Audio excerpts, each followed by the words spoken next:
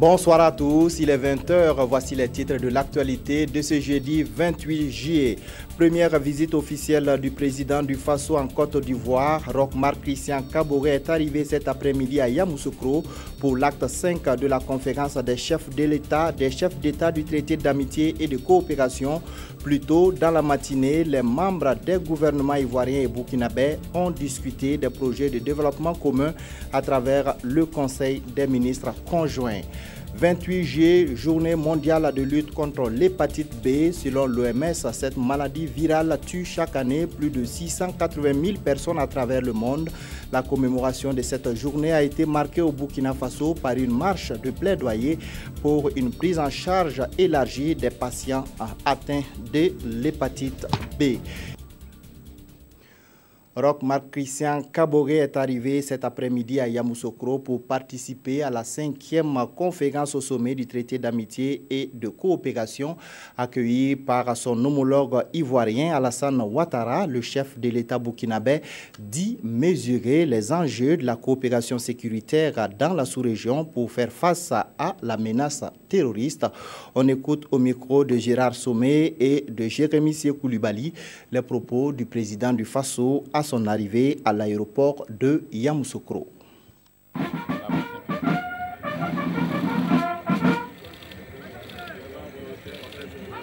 Je voudrais d'abord remercier le président Alassane Ouattara, son gouvernement, le peuple ivoirien pour l'accueil qui nous a été réservé déjà à notre arrivée ici à Yamoussoukro.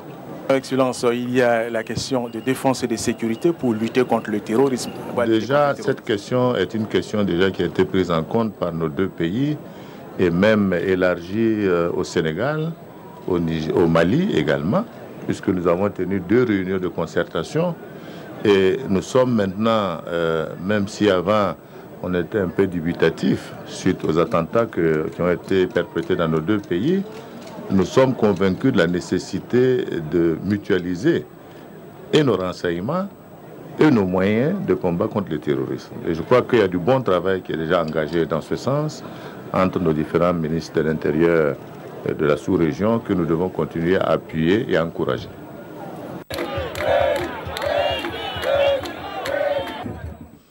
Avant l'arrivée du président du Faso, les ministres ivoiriens et burkinabés se sont retrouvés pour un conseil des ministres conjoints. Les membres de l'exécutif des deux pays se sont penchés sur les 12 projets d'accord proposés par les experts. Le point avec nos envoyés spéciaux Gérard Somé et Jérémy Koulibaly. Ce sont des moments de retrouvailles au-delà des soubresauts sociopolitiques au Burkina Faso et des perspectives divergentes que le pays de feu Félix Houphouët-Boigny a pu en avoir et qui expliquent que les relations se sont un moment distendues. Cette page est définitivement tournée. Foi du Premier ministre ivoirien Daniel Kablan-Duncan à l'ouverture de ce 5e conseil conjoint de gouvernement. Nous devons donc nous réjouir de la relance de notre coopération avec la reprise annuelle des assises du TAC qui témoigne de la volonté commune de nos deux chefs d'État, leurs excellences Alassane Ouattara et Roch-Marc Christian Kaboré, de préserver et de perpétuer les relations de solidarité agissantes et de future coopération au-delà des changements institutionnels qui peuvent intervenir dans nos États respectifs, voire des incompréhensions qui peuvent survenir. En cela, nous devons rendre un vibrant hommage à nos deux chefs d'État pour avoir su faire prévaloir les intérêts des peuples ivoiriens et burkinabés, ainsi que la communauté de destin entre les deux pays, sur toute autre considération. La priorité à cet acte est à la conjugaison des efforts pour atteindre les objectifs de paix, de stabilité, de développement et de sécurité partagés par les peuples ivoiriens et burkinabés. C'est la conviction de Paul Kaba-Thiéba qui a tenu à la réaffirmer devant les ministres des deux pays. Si la satisfaction actuelle est légitime, nous devons redoubler d'efforts et de détermination pour conduire à terme les multiples chantiers ouverts dans le cadre de notre traité et dont l'objectif est le développement de nos deux pays et l'épanouissement des peuples ivoiriens et burkinabés. À cet effet, il appartient à nos deux gouvernements de conjuguer leurs efforts pour faire face aux nouveaux défis auxquels ils sont confrontés.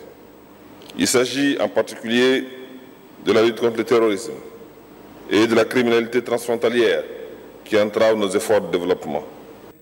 De nombreux projets d'accord sont sur la table de ce Conseil des ministres conjoints qui entend être à la hauteur des défis et des attentes de coopération des deux peuples. Deux pays, un gouvernement.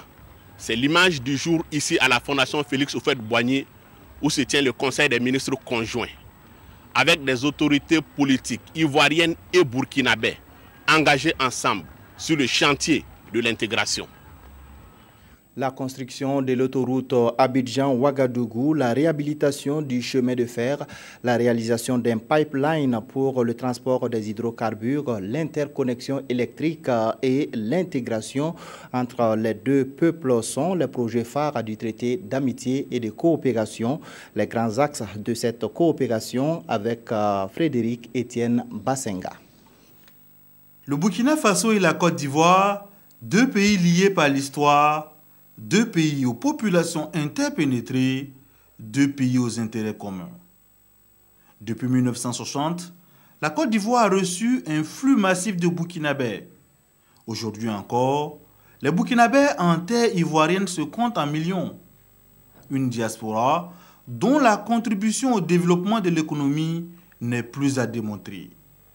Tenez, selon le ministère de l'économie et des finances, ce sont en moyenne plus de 38 milliards de francs CFA qui sont injectés chaque année dans l'économie burkinabé par la diaspora de Côte d'Ivoire de façon formelle. Cette population est une main-d'œuvre sûre pour l'économie ivoirienne. Dans les champs comme dans les petits métiers, cette diaspora est sur tous les fronts de développement en Côte d'Ivoire. Et un des instruments de ce brassage de ces deux peuples est le chemin de fer qui relie les deux pays. D'Abidjan à Ouagadougou, le rail facilite non seulement le déplacement des personnes, mais aussi et surtout des marchandises. Au regard de son importance, le Burkina Faso et la Côte d'Ivoire ont décidé de le réhabiliter et de le prolonger jusqu'à Tambaou. Il y a aussi le projet de réalisation de la boucle ferroviaire qui doit relier Abidjan à Cotonou en passant par Ouagadougou et Niamey. Mais il n'y a pas que le chemin de fer. La route contribue aussi au brassage. À cet égard, les deux États ont convenu de relier Yamoussoukro à Ouagadougou par une autoroute. Avec toutes ces infrastructures, la fluidité du transport permettra au port d'Abidjan de redevenir le port naturel du Burkina. L'un des grands axes de coopération, c'est également l'énergie. L'interconnexion entre la Côte d'Ivoire et le Burkina donne un supplément de 80 MW d'électricité à la Sonabel. Pour les hydrocarbures, la Côte d'Ivoire et le Burkina envisagent la construction d'un pipeline, une infrastructure qui va faciliter l'acheminement du carburant d'Abidjan à Ouagadougou. Les deux pays coopèrent aussi dans le domaine de la sécurité. Les récentes arrestations de présumés terroristes au Burkina Faso en sont une illustration. Des millions de Burkinabés vivent en Côte d'Ivoire, mais de nombreux Ivoiriens sont également installés au Burkina. Comment cette communauté ivoirienne se sent-elle au pays? Des hommes intègres, des éléments de réponse avec Nong Bakouda et Mounira Kéré. Gaston Miei est ivoirien. Agent technique à l'ambassade de Côte d'Ivoire, il vit au Burkina depuis 1990. 26 ans après son arrivée, Gaston se sent burkinabé et se fait même appeler Gaston Kaboré. Quand il arrive en Côte d'Ivoire actuellement, on me dit le Burkinabé est venu. Quelques jours après, mon congé est fini, je reviens à la maison. Le premier jour quand je suis arrivé, je me suis nommé, il m'a nommé Kaboré. Donc, je suis Kaboré depuis longtemps et ce nom m'a tellement plu. Donc, je suis désormais, voilà. Si Gaston Miei a passé 26 ans au Burkina, Kati Kone s'y est installé il y a moins de 3 ans. Employé comme responsable de la communication dans une entreprise de la place, Kadi ne s'est jamais senti loin des siens. J'ai quand même pas mal de beaux souvenirs sur le Burkina. Je suis encore là, mais j'ai eu de très bons moments. J'ai des collègues formidables, j'ai des amis inestimables, on va dire. Et puis j'ai des familles d'adoption qui me permettent vraiment d'avoir un quotidien plutôt agréable. Je suis très très bien intégrée au Burkina également, donc voilà quoi. J'essaie de faire la navette entre mes deux patries désormais, on va dire. Des Ivoiriens, on en trouve aussi dans d'autres secteurs d'activité comme la restauration. À Ouagadougou, Bertina se sent bien intégrée.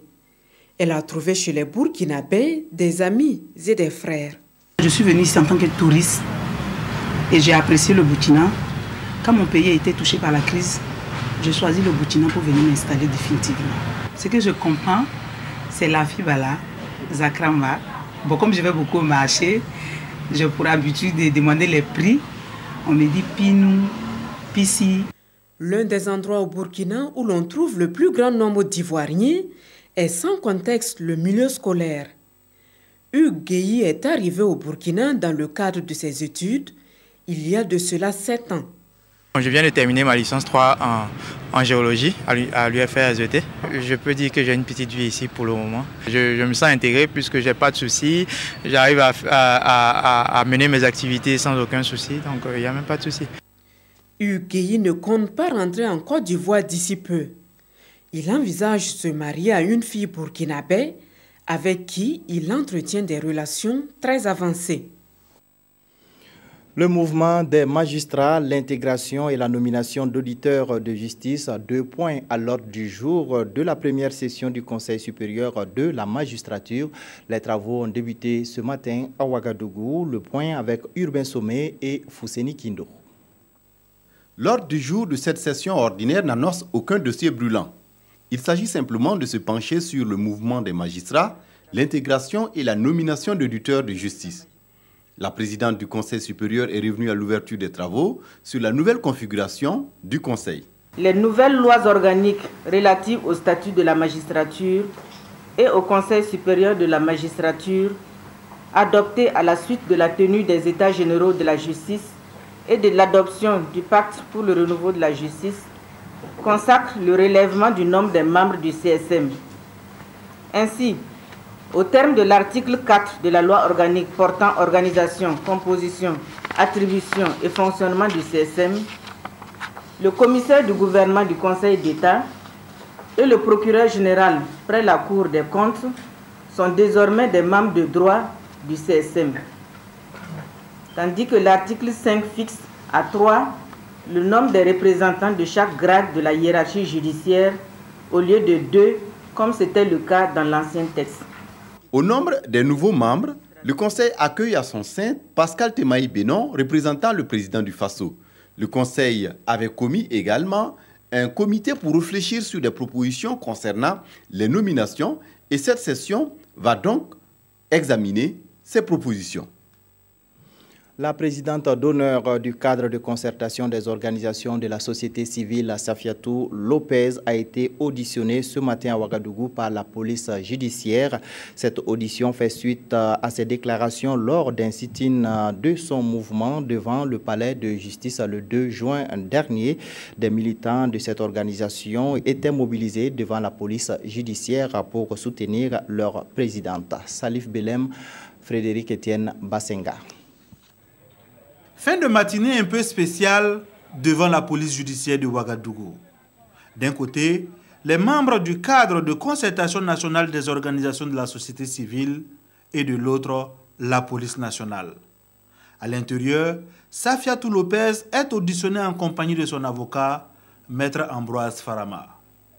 La présidente du cadre de concertation des organisations de la société civile est entendue par rapport à sa déclaration lors du sitting de son mouvement devant le palais de la justice le 2 juin dernier, je cite, « Si la justice ne nous donne pas le choix, ce que l'Assemblée nationale a subi, le palais de justice le subira. » Plus de 2 heures après, quand elle ressort, le discours reste le même.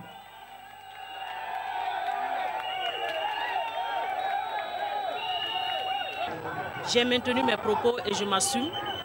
Nous avons, je les ai dit que nous ne sommes pas d'accord pour la justice à double vitesse et nous allons toujours dénoncer. Nul n'est au-dessus de la justice, et même les magistrats y compris, ils ne sont pas au-delà de la justice. Et il y a aussi des gens qui ont été cités nommément par des opérateurs économiques et dans des affaires de corruption qui n'ont jamais été poursuivis. Et si c'est pour cela, on peut m'enfermer, on peut me faire tout ce qu'on veut, mais même au niveau de la MACO, je vais toujours dénoncer l'injustice. Safiatou Lopez dit avoir lutté avec les OSC pour l'indépendance de la justice pendant la transition, mais elle est déçue par la libération des personnes inculpées dans le cadre du putsch manqué de 2015. Pour elle, les magistrats continuent de travailler pour eux-mêmes et non pour le peuple. Toutes nos excuses pour la qualité sonore de cet extrait. Il compte sur le Haut Conseil pour la réconciliation et l'unité nationale pour être rétablis dans leurs droits. Les ex-employés d'une trentaine de sociétés en faillite ont rencontré hier, mercredi, les premiers responsables du Haut Conseil pour la réconciliation et l'unité nationale pour discuter de leur situation. Leurs dossiers seront examinés avec diligence, foi du président de l'institution. David Bambara, Maxime Zongo. C'est dans un climat lourd et émouvant que les représentants des différentes sociétés en faillite ont tour à tour exposé les circonstances qui ont conduit à la liquidation de leur outil de travail et surtout les conséquences douloureuses de cette situation. Ils exigent par conséquent des réparations. Ces travailleurs aujourd'hui ont demandé à rencontrer dans le cadre de la réconciliation nationale le Haut Conseil pour qu'on examine leur situation afin qu'ils puissent être dédommagés, indemnisés, car la Banque mondiale et le Fonds monétaire international, lors de la signature de l'accord du programme de l'assurance structurelle, avaient promis une indemnisation spéciale portant sur 60 mois pour chaque travailleur déflaté. Le président du Haut Conseil pour la réconciliation et l'unité nationale, qui dit avoir pris note de leurs doléances, les a rassurés que leurs dossiers seront examinés. Un homme normal ne peut pas rester insensible devant de tels témoignages. Et nous leur avons rassuré que nous avons leur dossier en main et que nous les examinerons en son temps. Donc pour le moment, qu'ils prennent leur mal en patience. Faso Fani, Faso Yar, Flex Faso, la Soremib, la Sonacib, le Sénatrin, la BND, l'ONBA, X9, l'Exran et j'en passe, ce sont là les sociétés qui ont fait la pluie et le beau temps au Faso et qui, dans leur chute, ont jeté des milliers de travailleurs dans la rue, aujourd'hui inconsolables, qui réclament vérité et justice. L'action et la fermeté après l'expiration de l'ultimatum. La commune de Ouagadougou a mené aujourd'hui des opérations de démolition des kiosques et boutiques anarchiquement installés aux abords des caniveaux de drainage des eaux de pluie.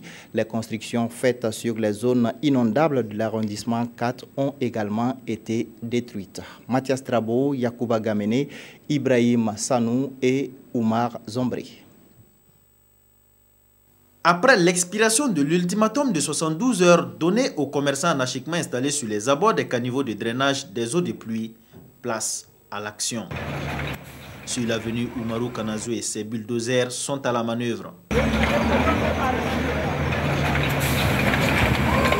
Les caniveaux au niveau de Ouagadougou, au niveau du Burkina de façon générale, sont conçus, aménagés pour drainer exclusivement les eaux pluviales. Mais malheureusement, on constate que ces caniveaux, non seulement ils sont transformés en dépotoirs d'ordures, et pire, voilà, comme vous le constatez avec nous malheureusement, il y en a qui se sont installés allègrement sur ces caniveaux. Je n'ai pas eu une autorisation. Seulement quand je suis venu dans le coin, bon, le caniveau était plein. Il n'y avait même pas de dalles. Bon, c'est moi qui ai fabriqué les dalles, j'ai mis dessus. Bon. Déjà ça c'est bon, mais le fait que moi-même j'ai occupé le caniveau un peu, donc bon, je vois que je suis déjà en erreur quoi. Un peu plus tôt dans la matinée, une autre équipe s'est rendue au secteur 17 de l'arrondissement 4, mais cette fois pour démolir une clôture bâtie sur une zone inondable. Le maire a pris un arrêté pour procéder à la destruction d'une clôture qui a été réalisée par un particulier.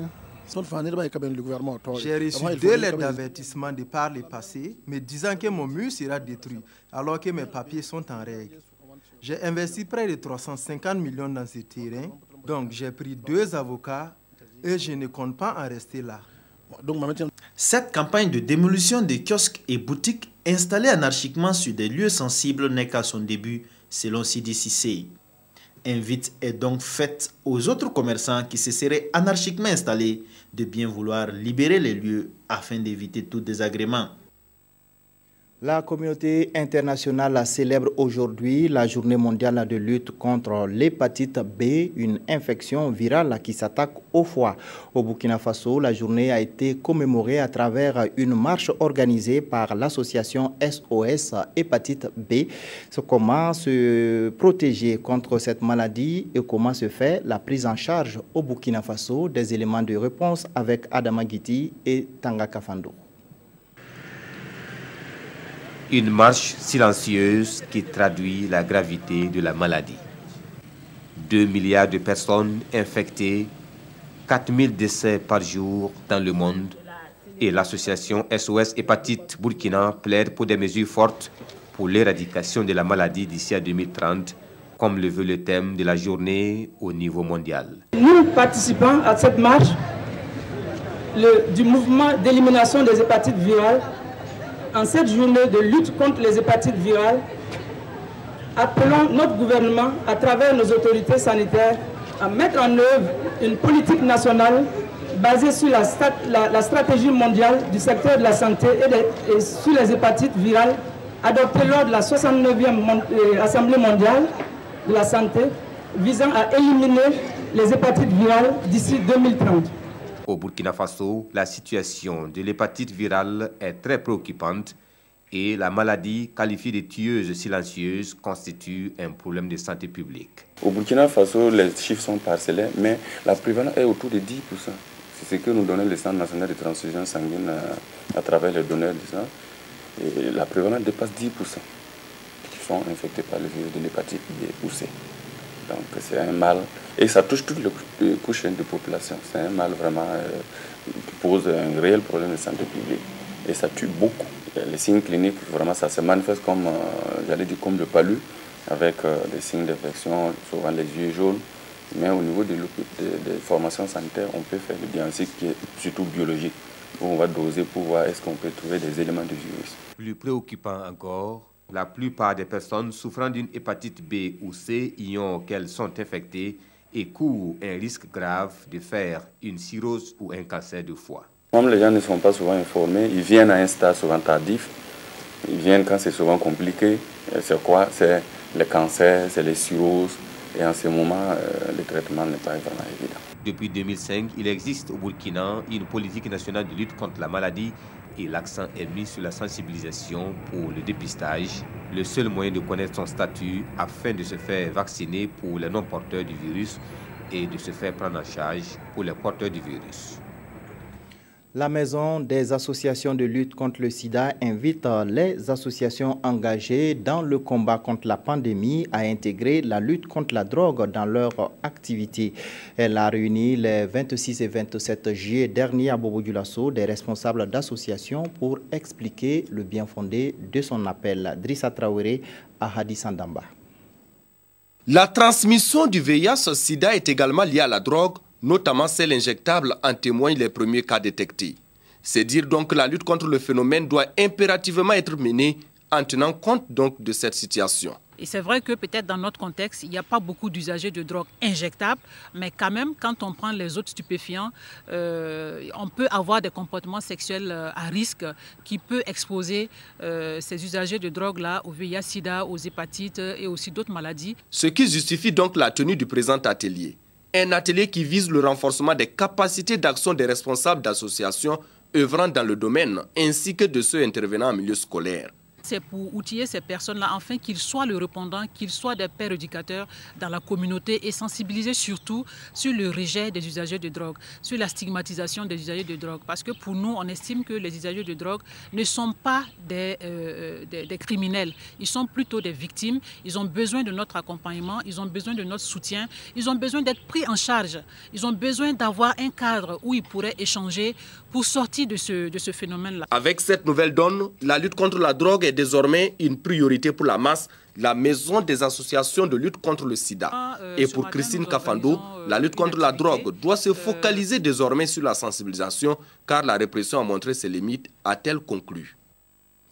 Le projet de création et de mise en place d'incubateurs, de pépinières et d'hôtels d'entreprise dans le secteur agroalimentaire a expliqué aux étudiants son dispositif d'accompagnement des porteurs de projets. La journée de sensibilisation et d'information a aussi permis de présenter les missions et les modalités d'adhésion au projet. 16h, Carrefour, Oumou Sissé. Accompagner les porteurs de projets et créateurs d'entreprises pour la mise en œuvre de projets viables. C'est l'objectif de cette journée d'information et de sensibilisation organisée à l'intention des étudiants de l'université Joseph Kizerbo de Ouagadougou. Ainsi, le PIP-SA entend contribuer à l'essor de l'entrepreneuriat des jeunes. Les jeunes diplômés qui sortent avec vraiment des connaissances et ils n'ont pas les moyens pour s'installer, ils n'ont même pas cet accompagnement-là pour bien mûrir leur projet. Donc il faut venir vers eux, porter l'information. Plusieurs étudiants ont pris part à cette journée et pour eux, elle revêt une grande importance. Nous sommes présents ce matin pour avoir les informations sur les différentes modalités de financement de nos projets. Puisque, étant étudiants, nous devons préparer certains projets pour pouvoir évoluer. Pour l'université Joseph Kizerbo qui accueille la journée, de telles initiatives sont à encourager. Aujourd'hui, je crois que c'est un soulagement de rencontrer un partenaire qui se présente à nous et qui dit qu'il est prêt à financer ces projets d'entreprise. Le PIP-SA entend aussi à travers cette activité vulgariser ses missions et présenter les conditions d'accessibilité à ces services. Pour cela, il a invité les différents acteurs à y adhérer. Une soirée gala afin de récolter des fonds pour le parrainage de 10 000 orphelins et enfants vulnérables. L'idée est de l'ONG Credo. Les objectifs du Téléthon ont été expliqués à la presse mardi dernier. Mokhtar Ouedraogo, Ramatouzida. 10 000 orphelins et enfants vulnérables parrainés d'ici à 2020, c'est l'objectif que l'ONG Christian Relief and Development Organization Credo s'est fixé à travers la soirée de collecte de fonds qu'elle organise le 30 juillet prochain. Ce téléthon devrait permettre de scolariser, de prendre en charge en moyenne 2 000 enfants par an à compter de l'année scolaire 2016-2017. Prendre un enfant entièrement à charge, la scolarité, que nous évaluons, scolarité plus tous les accessoires, donc la nourriture, les fournitures et la pharmacie, le tout à 120 000 francs. Soit vous le prenez intégralement, soit vous le faites ensemble, ou alors vous pouvez faire des dons ponctuels pour pouvoir justement contribuer à la prise en charge d'un orphelin ou d'un enfant en difficulté au Burkina Faso. L'idée de promouvoir le parrainage endogène en marquant l'esprit de chaque Burkinabé tout en suscitant un élan de solidarité. Il y a beaucoup de besoins qui s'expriment à notre niveau alors que les ressources sont rares. Alors donc trouver des voies nouvelles nous paraît assez approprié en ce temps assez particulier. L'ONG Credo œuvre dans le domaine du parrainage depuis 1993 afin de faire de l'éducation pour tous une réalité. La 5e conférence au sommet du traité d'amitié et de coopération et la visite du chef du Gatia à Bamako au Mali, deux sujets qui font la une des quotidiens. La revue de presse est avec Aimé Solange Guigma. 12 projets d'accord à soumettre au Conseil conjoint des gouvernements, c'est ce qui ressort des travaux des experts de la 5e conférence au sommet du TAC, nous informe le pays. Le journal note que tous les points à l'ordre du jour ont été abordés dans le respect mutuel, y compris les sujets qui fâchent, tels que celui relatif au Mont Péco, où la Côte d'Ivoire veut déguerpir les populations, dont 27 000 Burkinabés, qui s'y trouvent le 30 juillet 2016. Des projets qui seront soumis à l'appréciation des présidents burkinabés et ivoiriens le 29 juillet prochain lors de leur rencontre. Et le journal Aujourd'hui au Faso nous confie que le président du Faso se rend à Yamoussoukro dès ce jour 28 juillet pour co-présider cette rencontre avec son homologue ivoirien. Le traité d'amitié et de coopération se révèle être une réelle politique et une communauté d'intérêt pour les deux pays frères, rapporte Sidouaya. Une fois signé, il s'agit maintenant et toujours de raviver la flamme de ces relations pour une Afrique qui gagne et pour des citoyens ivoiriens et burkinabés qui s'en portent mieux.